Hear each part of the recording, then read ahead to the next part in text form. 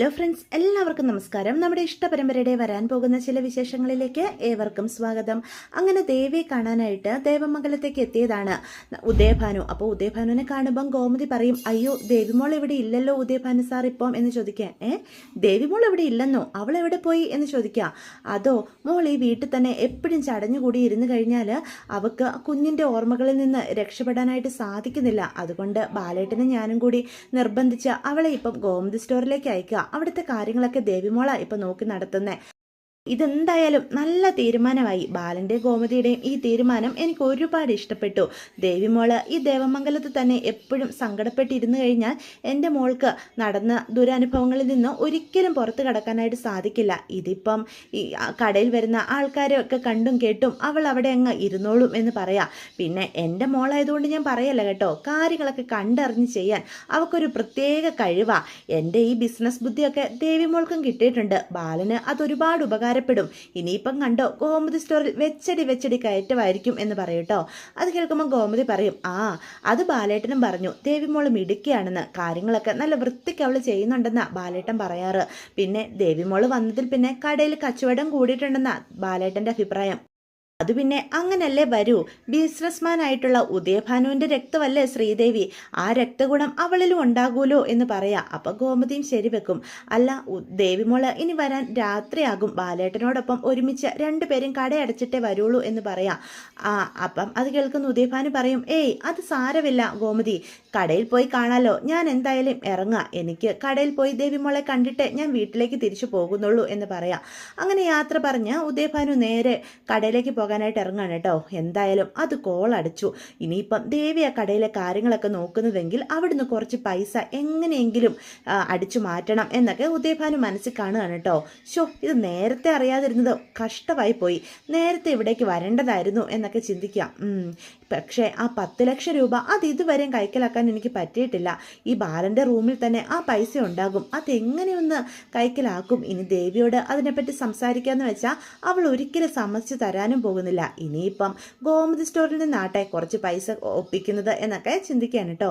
അപ്പം ദേവി കടയിലെ കാര്യങ്ങളൊക്കെ ഇങ്ങനെ നോക്കിയിരിക്കുമ്പോഴാണ് ഉദയഭാനു അങ്ങോട്ട് വരുന്നത്. ആ സമയത്ത് ബാലൻ ഡീലറെ കാണാൻ പോയിരിക്കുകയാണ്. നമ്മുടെ ധർമ്മനാണെങ്കിൽ ഒരു ചായ കുടിക്കാനായിട്ട് പുറത്തേക്ക് പോയിട്ടുണ്ട്. രാമേട്ടനും ഇല്ലാത്തൊരു ദിവസമാണ് കേട്ടോ അത്. അപ്പം പെട്ടെന്ന് അച്ഛനെ കാണുമ്പം ദേവി എഴുന്നേറ്റ് അടുത്തേക്ക് ചെല്ലും.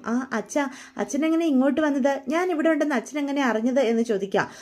നീ കാര്യങ്ങളൊക്കെ വിളിച്ചിപ്പോൾ എന്നെ അറിയിക്കാറില്ലെങ്കിലും എൻ്റെ മോളുടെ ക്ഷേമം അന്വേഷിക്കാൻ ഞാനിടയ്ക്ക് വരണമല്ലോ, അതുകൊണ്ട് ഞാൻ ദേവമംഗലത്ത് വന്നിരുന്നു. നിന്റെ അവസ്ഥ എന്താണെന്ന് അറിയാൻ. ആനന്ദ് ഇപ്പം നിന്നോട് എങ്ങനെയാണ് പെരുമാറുന്നതെന്നൊന്നും അറിയില്ലല്ലോ. എനിക്കിതൊന്നും അറിയാനിട്ട് ഒരു സമാധാനം ഇല്ല. ആനന്ദിന് മോളോട് ദേഷ്യമൊന്നും ഇല്ലല്ലോ അല്ലേ എന്ന് ചോദിക്കുക.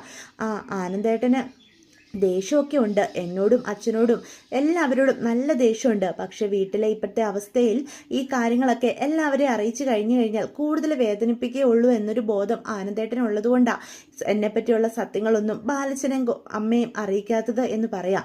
അത് കേൾക്കുന്ന ഉദയഭാനു പറയും, അനുശ്രീ ചെയ്തത് തെറ്റാണെങ്കിൽ പോലും നമുക്ക് അവളുടെ ആ പ്രവൃത്തി കൊണ്ട് ഗുണമാണ് അല്ലേ മോളെ ഉണ്ടായിരിക്കുന്നത് എന്ന് ചോദിക്കാം.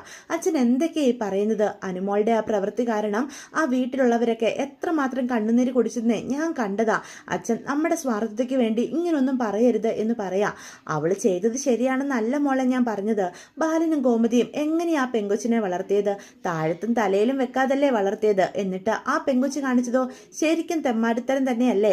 പക്ഷേ അവളിപ്പം കൃഷ്ണമംഗലത്ത് ആ ചെറുക്കൻ്റെ കൂടെ ഇറങ്ങിപ്പോയതുകൊണ്ടാ മോൾക്ക് ഇപ്പോഴും ദേവമംഗലത്ത് നിൽക്കാനായിട്ട് സാധിക്കുന്നത്. ഇല്ലെങ്കിൽ ആനന്ദ് എല്ലാ സത്യാവസ്ഥകളും അവൻ്റെ അച്ഛനെ അമ്മയെ അറിയിക്കില്ലേ. അതാ അച്ഛൻ ഉദ്ദേശിച്ചത്.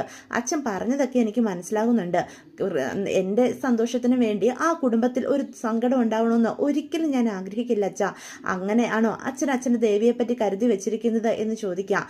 അനുശ്രീ ആ വീട്ടിൽ തന്നെ അവരെ ആഗ്രഹിച്ച പോലെ ജീവിക്കാനേ ഞാൻ എപ്പോഴും കൊതിച്ചിട്ടുള്ളൂ. എൻ്റെ ജീവിതം നശിച്ചു പോയാലും അവിടെയുള്ളവരെല്ലാം സന്തോഷത്തോടെ ജീവിക്കണമെന്ന് ഞാൻ ആഗ്രഹിക്കുള്ളൂ എന്ന് ദേവി പറയാം.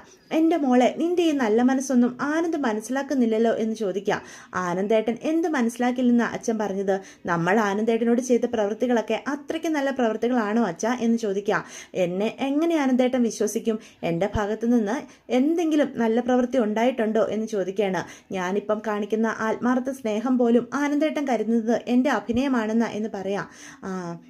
മോളെ ദേവി, നീ എങ്ങനെയെങ്കിലും അവിടെ കടിച്ചു പിടിച്ച് നിൽക്കണം. ഗോമതിയും ബാലനും ഒക്കെ നല്ല മനുഷ്യരാ, അവരുടെ സ്നേഹം പിടിച്ചു പറ്റണം. നീ ഈ കടയിലേക്ക് വന്നത് എന്തുകൊണ്ടും നന്നായി. ആ വീട്ടിൽ തന്നെ എപ്പോഴും ഇങ്ങനെ ആലോചിച്ചിരുന്ന നിന്റെ മനസ്സിന് ഒരു സന്തോഷം ഉണ്ടാകില്ല. അത് കേൾക്കുമ്പോൾ ദേവി പറയും, എന്റെ സന്തോഷത്തിന് വേണ്ടി മാത്രമല്ല അച്ഛ ഞാൻ ഈ കടയിലേക്ക് ജോലിക്ക് വന്നത്. ബാലച്ചൻ ആകെ തകർന്നു നിൽക്കുക. കടയിലെ കാര്യങ്ങളൊന്നും ബാലച്ചൻ ശരിക്കും നോക്കുന്നു പോലുമില്ല. ബാലച്ചനൊരു കൈത്താങ്ങണം, അത്രേ ഞാൻ ആഗ്രഹിച്ചിട്ടുള്ളൂ എന്ന് പറയാണ്. അതേതായാലും നല്ല തീരുമാനമാണെന്നാ അച്ഛൻ പറഞ്ഞത് എന്ന് പറയാം. മോളെ, അച്ഛൻ നന്നായിട്ട് ദാഹിക്കുന്നുണ്ട് എന്ന് പറയാണ് കേട്ടോ. അല്ല, ബാലൻ എന്തേ? ബാലനെ കണ്ടില്ലല്ലോ. അത് ബാലച്ചൻ ഡീലറെ കാണാനായിട്ട് പോയിരിക്കുക. ധർമ്മൻ ഇന്ന് കടയിൽ വന്നില്ലേ മോളെ? മാമൻ ചായ കുടിക്കാനായിട്ട് പോയി. ഞാനിപ്പോൾ ഇവിടെ ഉണ്ടല്ലോ. രാമേട്ടൻ ഇന്ന് ലീവുവാ എന്ന് പറയാം. അതേതായാലും നന്നായി. മോൾ അച്ഛനൊരു നാരങ്ങ വെള്ളം എടുത്ത് തരുമോ എന്നപ്പോൾ ഉദയഭാനു ദേവിയെ അവിടെ നിന്ന് എങ്ങനെയെങ്കിലും മാറ്റാനായിട്ട് ചോദിക്കാം. അപ്പം ദേവിക്ക് സംശയം തോന്നുന്നുണ്ട് കേട്ടോ ഉദയഭാനുവിൻ്റെ ആ ചോദ്യത്തിലും മട്ടിലും ഭാവത്തിലും. പെട്ടെന്ന് ബാലന്റെ മേശയുടെ അടുത്തേക്ക് ചെല്ലുകയാണ്. എന്നിട്ട് ചുറ്റും നോക്കുക, ദേവി വരുന്നുണ്ടോ, പരിസരത്തെങ്ങും ആരേലും ഉണ്ടോ എന്നൊക്കെ. ഒരു മനുഷ്യനെ കാണുന്നില്ലെന്ന് ഉറപ്പ് വരുത്തതിന് ശേഷം പതിയെ ഡ്രോ തുറന്ന് അതിൽ നിന്ന് കാശ് കുറേ അങ്ങ് എടുക്കോ. ഈശ്വര, ഇതെന്ത് കാശ ഇതിൽ കിടക്കുന്നത്? ഇതിൽ നിന്ന് കുറച്ച് ഞാൻ എടുത്തെന്ന് കരുതി ആരും അറിയാൻ പോകുന്നില്ല എന്ന് പറയാണ് കേട്ടോ. അപ്പം ചുറ്റും ഇങ്ങനെ നോക്കുക.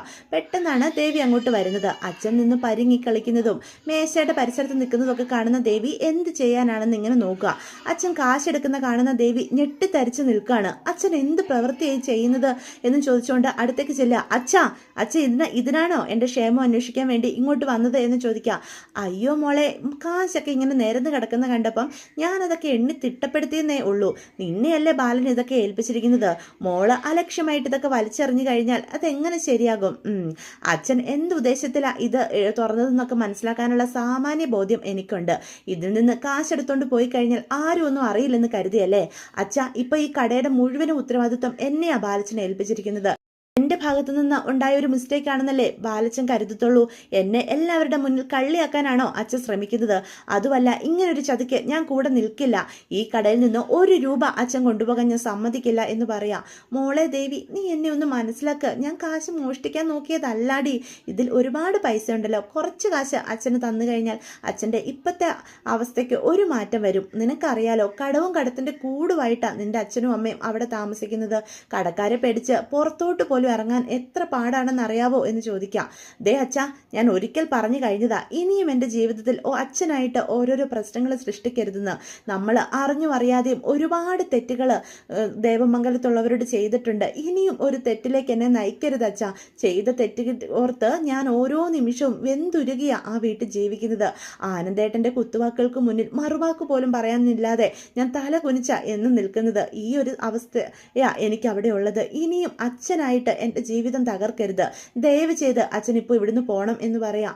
മോളെ ദേവി, നീ വിചാരിച്ചു കഴിഞ്ഞാൽ അച്ഛനെ എങ്ങനെയെങ്കിലും സഹായിക്കാനായിട്ട് സാധിക്കും. കുറച്ച് കാശ് അച്ഛൻ എവിടുന്നെങ്കിലും റെഡിയാക്കി താടി എന്ന് പറയാം. അച്ഛൻ ഇവിടുന്ന് പോകുന്നുണ്ടോ എന്ന് ദേവി അപ്പം ദേഷ്യത്ത് ചോദിക്കണം. മര്യാദയ്ക്ക് ഞാൻ അച്ഛനോട് പറഞ്ഞു, ഇനിയും അച്ഛൻ ഇവിടെ നിന്ന് ഓരോന്നൊക്കെ ചെയ്യാനാണ് ശ്രമിക്കുന്നതെങ്കിൽ ഇങ്ങനെ ആയിരിക്കില്ല ഞാൻ പെരുമാറുന്നത് എന്ന് പറയാം. അങ്ങനെ ഉദയഭാനു മനസ്സോടെ ആ കാശ് അവിടെ ഇട്ടിട്ട് അവിടെ നിന്ന് അങ്ങോട്ട് പോവാണ് കേട്ടോ. പക്ഷെ ദേവിക്ക് തൻ്റെ അച്ഛൻ്റെ ഈ സ്വഭാവം ഓർത്ത് ഒരുപാട് സങ്കടം തോന്നുക. അവിടെ ഇരുന്ന് കരയാണ് കേട്ടോ. തൻ്റെ അച്ഛൻ ഒരിക്കലും മാറാൻ പോകുന്നില്ല. ഓരോരോ തവണയും തെറ്റുകൾ ചെയ്തിട്ട് ഒരു കുറ്റബോധവും ഇല്ലാതെ ഇങ്ങനെ എല്ലാവരുടെ മുന്നിൽ വന്നു നിൽക്കാൻ അച്ഛൻ എങ്ങനെ സാധിക്കുന്നു? അച്ഛൻ ഒരാളുടെ സ്വാർത്ഥത കാരണം തൻ്റെ ജീവിതം എത്ര കുഴിയിലാണ് ഇപ്പം കിടക്കുന്നത് എന്നൊക്കെയുള്ള ചിന്ത ദേവിയുടെ മനസ്സിലേക്ക് കടന്നു വരിക. താനിപ്പം ഇവിടെ നിന്ന് കാശെടുക്കുന്നത് കണ്ടില്ലായിരുന്നെങ്കിൽ എന്താ ഉണ്ടാകാൻ പോവുക?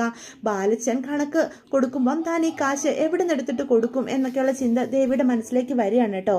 എല്ലാ അച്ഛനും അമ്മമാരും തൻ്റെ മക്കളുടെ ക്ഷേമവും സന്തോഷത്തിനും വേണ്ടിയാണ് ജീവിക്കുന്നത്. പക്ഷേ എൻ്റെ അച്ഛനും അമ്മയും എന്താ ചെയ്യുന്നത്? അവരുടെ സന്തോഷം, അവരുടെ കാര്യം മാത്രമല്ലേ ചിന്തിക്കുന്നുള്ളൂ എന്നോർത്ത് ദേവിക്ക് ഒരുപാട് സങ്കടം വരികയാണ് കേട്ടോ. പെട്ടെന്ന് ധർമ്മൻ അങ്ങോട്ട് കയറി വരുന്നേ. ദേവി സങ്കടപ്പെട്ടിരിക്കുന്ന കാണുമ്പം ധർമ്മൻ ചോദിക്കും, എന്താ മോളെ, നീ എന്താ ഇങ്ങനെ സങ്കടപ്പെട്ടിരിക്കുന്നേ? ഏയ് ഒന്നുമില്ല മാമ, ഞാൻ പെട്ടെന്ന് ഈ വഴിയെ ഒരു കുഞ്ഞിനെയുമായിട്ട് ഒരമ്മ പോകുന്ന കണ്ടപ്പം എനിക്ക് എൻ്റെ കുഞ്ഞിനെ ഓർമ്മ വന്നു എന്ന് പറയൂ കേട്ടോ. മോളെ, നിന്നെ ഇങ്ങോട്ട് അളിയൻ കൊണ്ടുവന്നത് പോലും മോളുടെ ഈ അവസ്ഥയൊക്കെ ഒന്ന് മാറാനാ, പഴയ ദേവിയാകാൻ വേണ്ടിയിട്ടാ. മോള് കഴിഞ്ഞ കാര്യത്തെ ഓർത്ത് ഇനിയും ഇങ്ങനെ സങ്കടപ്പെടരുത്. കഴിഞ്ഞത് കഴിഞ്ഞു. ആ കുഞ്ഞിനെ നമുക്ക് വിധിച്ചിരുന്നില്ല. അതുകൊണ്ട് ദേവു അതിനെ തിരിച്ചു വിളിച്ചു. അങ്ങനെ കരുതാവൂ. നീയും ആനന്ദം ചെറുപ്പമല്ലേ, നിങ്ങൾക്ക് ഇനിയും കുട്ടികൾ ഉണ്ടാകും. അതുകൊണ്ട് ദേവി മോള് ഇനിയും ആ കഴിഞ്ഞതോർത്ത് സങ്കടപ്പെടാതെ ഈ ജീവിതത്തിൽ സന്തോഷങ്ങൾ കണ്ടെത്താനായിട്ട് നോക്ക്. കടയിലെ കാര്യങ്ങളൊക്കെ നല്ല ഉഷാറോടെ നോക്കി നടത്ത്. കേൾക്കുമ്പം ദേവി തലയാട്ടിക്കൊണ്ട് ശരി എന്നുള്ള രീതി നിൽക്കൂട്ടോ. പാവം മാമൻ, ഇവരൊക്കെ തന്നെ എത്രമാത്രം സ്നേഹിക്കുന്നത്.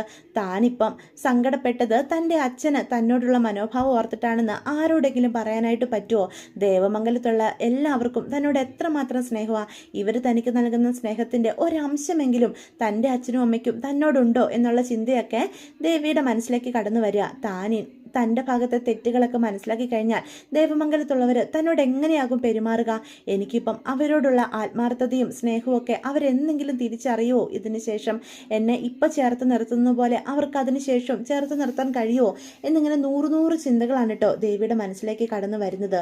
പെട്ടെന്ന് ദേവി അതിൽ നിന്നെല്ലാം പുറത്ത് കടക്കുകയാണ് കേട്ടോ. താനിങ്ങനെ ചിന്തിച്ചിരുന്നാൽ തനിക്ക് തന്നെ അത് ബുദ്ധിമുട്ടുകൾ ഉണ്ടാക്കൂ എന്ന് ദേവിക്ക് ബോധ്യപ്പെടുക. എന്തായാലും അച്ഛനെ ഈ കടയിലേക്ക് കൂടുതൽ അടുപ്പിക്കരുത് എന്നൊരു തീരുമാനം ദേവി മനസ്സിലെടുക്കുക കേട്ടോ. അപ്പോൾ ഇതൊക്കെയാണ് വിശേഷങ്ങൾ. വീഡിയോ ഇഷ്ടപ്പെട്ടുവെങ്കിൽ ചാനൽ സബ്സ്ക്രൈബ് ചെയ്യാൻ മറക്കരുത്, ലൈക്ക് ചെയ്യാനും മറക്കരുത്, നിങ്ങളുടെ അഭിപ്രായങ്ങൾ കമൻസ് വഴി തന്നെ അറിയിക്കാനും മറക്കരുത്. അപ്പോൾ എല്ലാവർക്കും ഗുഡ് ബൈ.